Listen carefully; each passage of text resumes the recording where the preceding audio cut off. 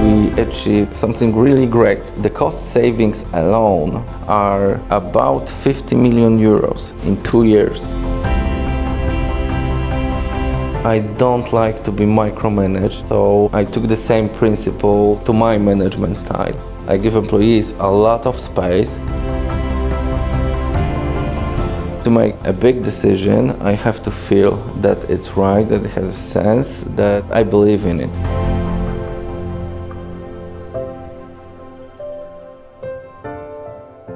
This is CIONET TV. My name is Hendrik Deckers. I'm here today with Sebastian Jaworski, who is the CIO of ARIMR here in Warsaw. Sebastian has a degree in banking and corporate law from the Lazarski University of Warsaw, and he started his career at ARIMR about 12 years ago in the IT contracts and project management division. ARIMR is the agency, the government agency responsible for restructuring and modernization of the agriculture in Poland.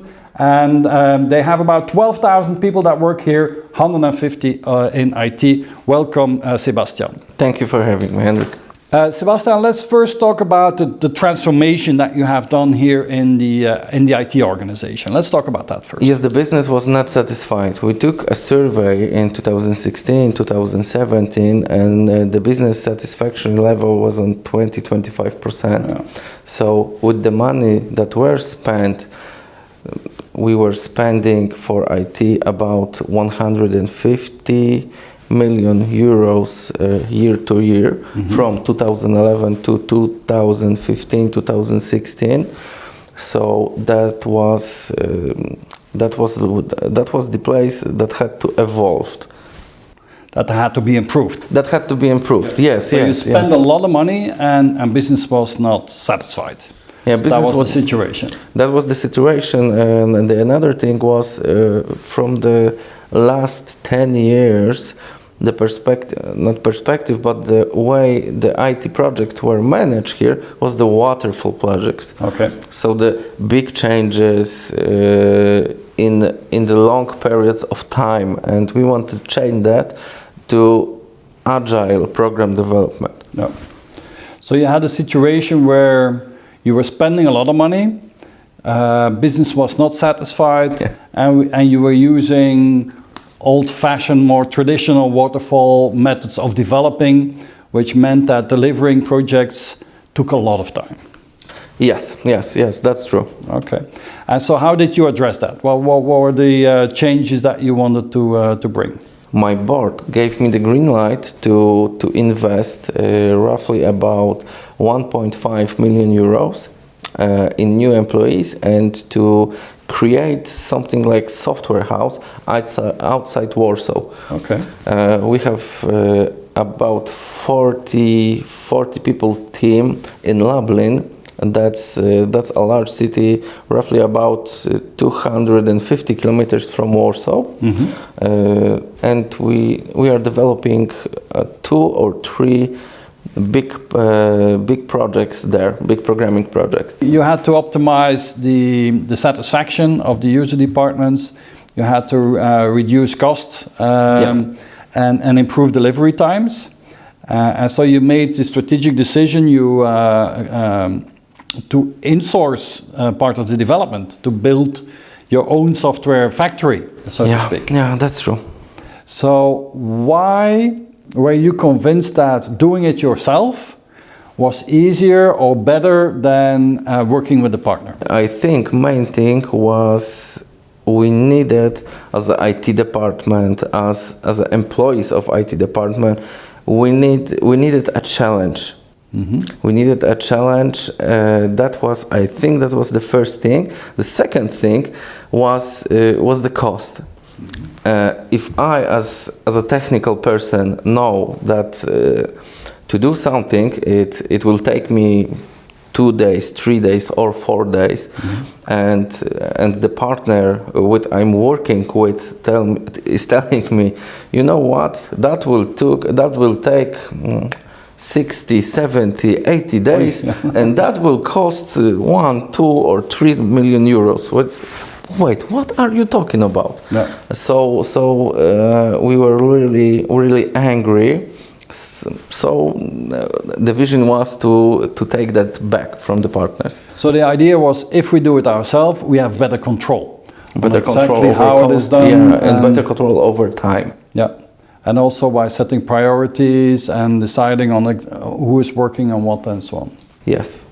Yeah. How easy was it for you to develop this, to set up this new team? Because that's not a simple thing, I can imagine. You know, it was one of the most difficult things that I did for the past 3 or 4 years. Building a team, building a successful team is a very hard thing. It's really very hard, and I think I'd put, from my perspective today, much more time to building that teams 2-3 years ago. It would be much faster project. Yeah. And so how do you do that? How do you, because this is a government organization, so that means that maybe it's not necessarily the most sexy organization to work for. I can imagine that people prefer to work for a technology company or a startup or a dynamic young company. How do you attract people for a new department like this? That's a really tough question. Aside the HR department and the talk and the interviews the HR department had done, we also took a lot of people from our partners, and we were searching for, I don't know how to call it, but let's say unhappy employees in other companies. Yeah. And that from 2016 to 2018 we managed to double that team. That's just like I said, from 80 to 150 people. And now after many courses, of course, many personal and technical growth by these employees, I think we achieved something really great. The cost savings alone from that teams are about 50 million euros in 2 years. So I really can't be much happier with the result. You built this team of development team of 40 people, and they work with agile methodologies, with Scrum Masters and so on. How is the market today in Poland for people with computer science and IT degrees? Are there enough people? Because I know in other regions in Europe there's not enough, in Western Europe, and there's a scarcity, there's not enough people. Do you still have enough IT skilled people here in Poland? No, of course not. I read some of the Gartner reports and some of the reports made by the Polish government that we are lacking of 100 and 150,000 programmers in Poland. In Poland alone, but the biggest number I've seen in the Gartner report was about let's call it European Silicon Valley. Danish is about 500,000 programmers. Yeah, but that's because I can imagine that people that have a computer degree here in Poland, that they move to other countries. Yeah. And we have seen a couple of your colleagues, Polish CIOs, also take CIO positions in Belgium and Holland, UK and so on. So we see more and more Polish IT leaders spreading all over Europe. Yeah, that's great. From my personal perspective, it would be a great adventure to take that kind of role in outside Poland. Yep. Yeah. But when we speak about employees, it's really hard to find the right people today. I think for now, 2007, let's say 2018, 2019, the salaries in Poland in IT is really leveled up with other European countries. So we are very competitive in that way, and we can attract employees by the projects that we are doing, but then really the new technologies that we are using, that is very attractive for younger people, for the millennials mainly. Yeah. And what are some of the new technologies that you're using? You say that you can attract people because they can here work with the latest and the best tools. What are some of these tools that are strategic in your organization? When I say the newest technologies that attract people, let's forget about the programming languages, because they are mostly, looking back 10 years away, it's JavaScript, it's Python, and they are switching places from couple of years. So that's that. I think the most attractive of the latest technologies is definitely deep learning, AI, Kubernetes, and I think also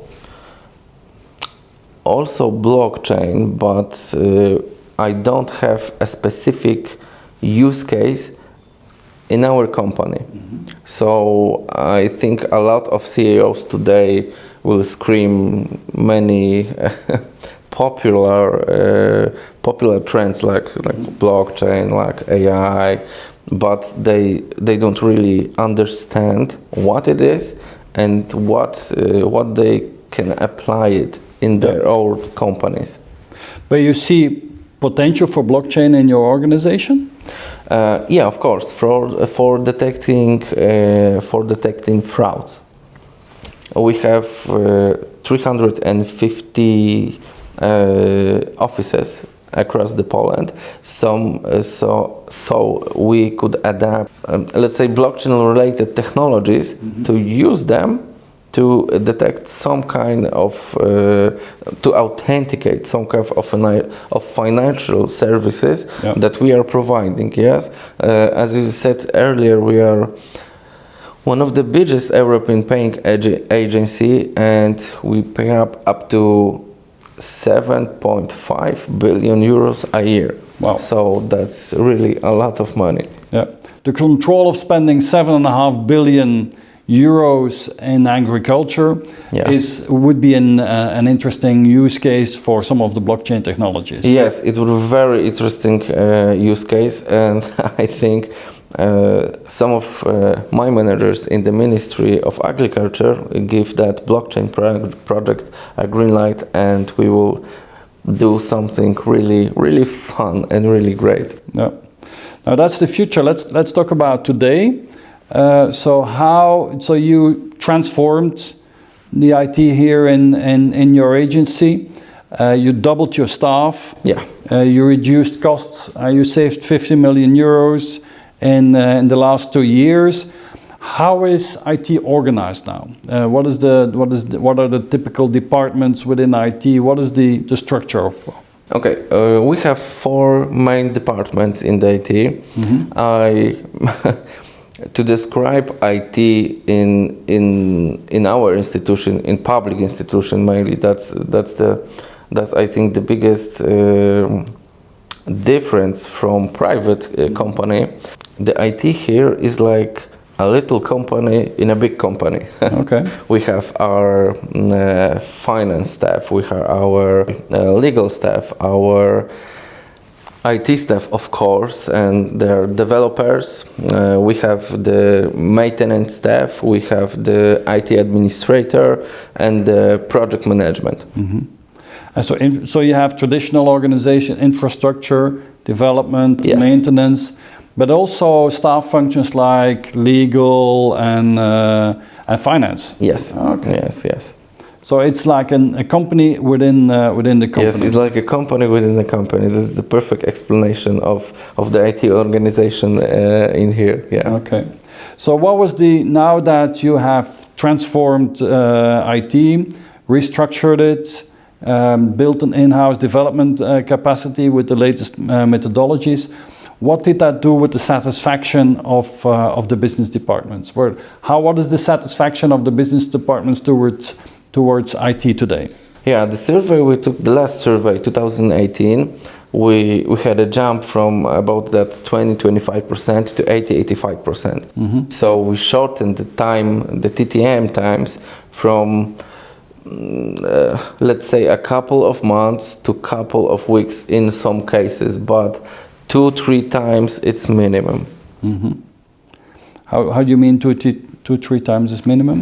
Shorten the times. Let's say the external contractor was saying, okay, we will do that in 2-3 months. Yeah.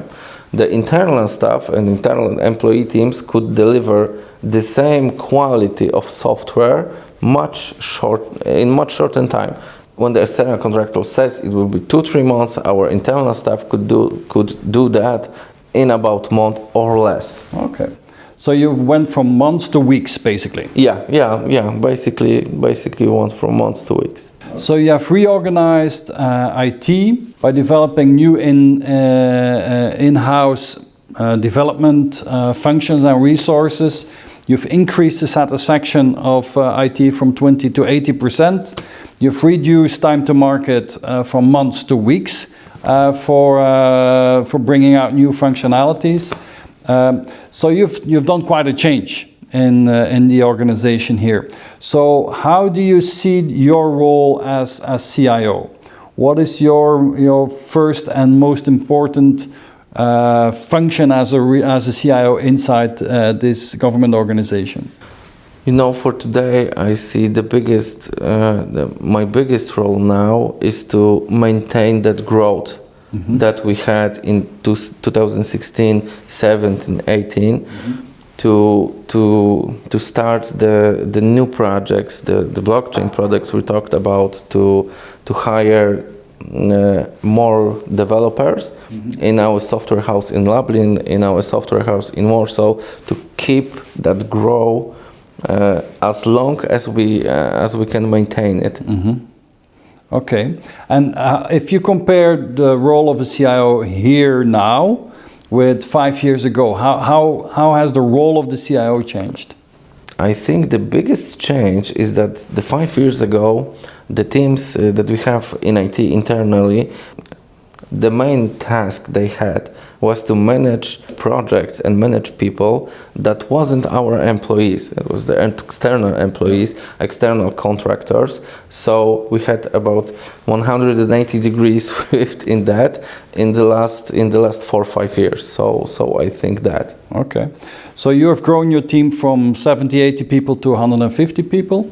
What is your management style? How do you guide and lead these people? I don't like to be micromanaged. I never liked it, so I took the same principle to my management style.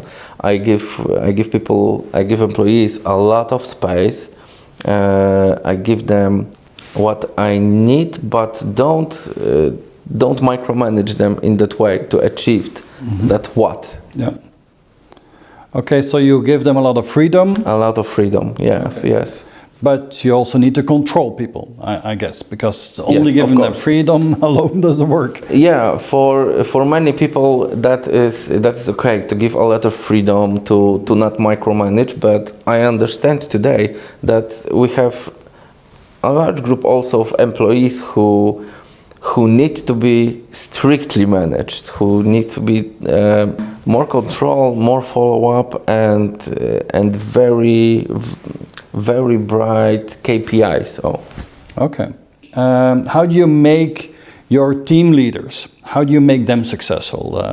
What is your approach to your direct reports? I think that the team leaders are very important to listen to the employees, because I once heard from, I think it was Gary Vaynerchuk, he's a big entrepreneur. He said, once you became a team leader, you are working for someone. You are number two. The number one is your employees. In private company is a much more much more people in front of you. It's stakeholders, it's another managers, it's clients. So you was as an employee on the number, let's say a first place. So you are on second, on third, on fourth, on fifth, and so on and so on.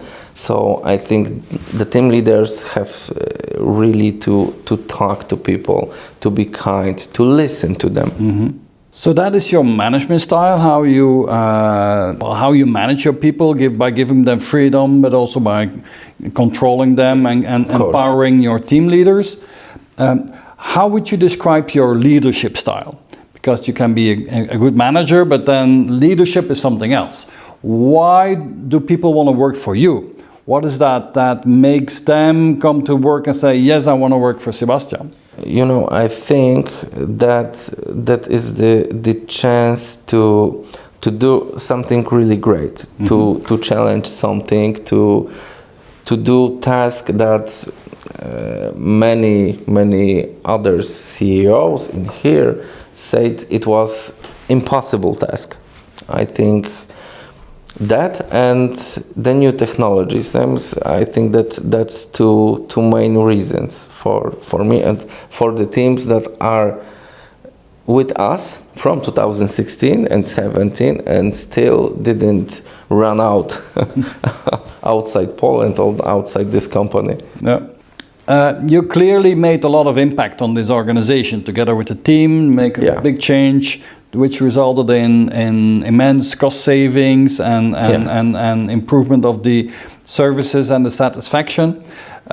So what is it that drives you as a professional? What drives you in your personal life, but also in your professional life? What is it that makes you happy? What drives me is the challenge to do something. I think that's the main driver for me. The more impossible task, the more excited I get and the more I'm willing to do it. So it's a challenge. So trying to solve a complex task, and that is what drives you. Yeah, I think. Okay, good. So Sebastian, let's talk about your personality a little bit. In this interview series, we used MBTI as a common thread in that comes back, and you did the test, and your personality profile is ENFJ. Yes. Also known as the teacher or the protagonist. And ENFJ indicates a person who's energized by time spent with others, so you're extroverted, focuses on ideas and concepts rather than facts and details, and who makes decisions based on feelings and values. And you prefer to plan and organize rather than just do spontaneous things on the move. Sometimes they're referred to as the teacher personalities because they're interested in helping other people to grow. How does that sound to you? Yeah, that's really accurate. Yeah, I always thought I am driven really by working with people, for people mainly, yeah. Uh-huh. And that is just like I said, it is scary accurate with the MBTI types. It's a really great thing. And what makes let's go over the four different things. So you're driven in working with people. Yes. Why is that? The people I work with now and work with earlier give me really motivation to do things, to get up in the morning, to challenge the things that we are challenging in here. So I think that. Mm-hmm. Are you a good coach? Is that something that you do naturally? That's the same kind of question. If it's, what would people say if I'm out of the room? Yeah. So, I don't know. I don't like. I never like to be paddled on the back and hear the good job, etc. So I don't do it either. Mm-hmm. But I also understand that there is a group of people that need that is liking it. So I am trying to speak with my employees most of the time that I am around here. Mm-hmm. You're also focused mostly on ideas and concepts. Yes. How does that work in your job? How do you use that to your advantage? Okay, and that is mainly the reason that the IT is a little company in a bigger company. So that is the main reason we have a finance department, a legal department. I like to focus on the big idea, and all the small things, the legal things, the finance things that are not so not encouraging. That is the wrong word. So interesting. Not so interesting things. Yeah. So I delegate all that to that department. Okay. And is it correct that you make your decisions based on feelings and on values?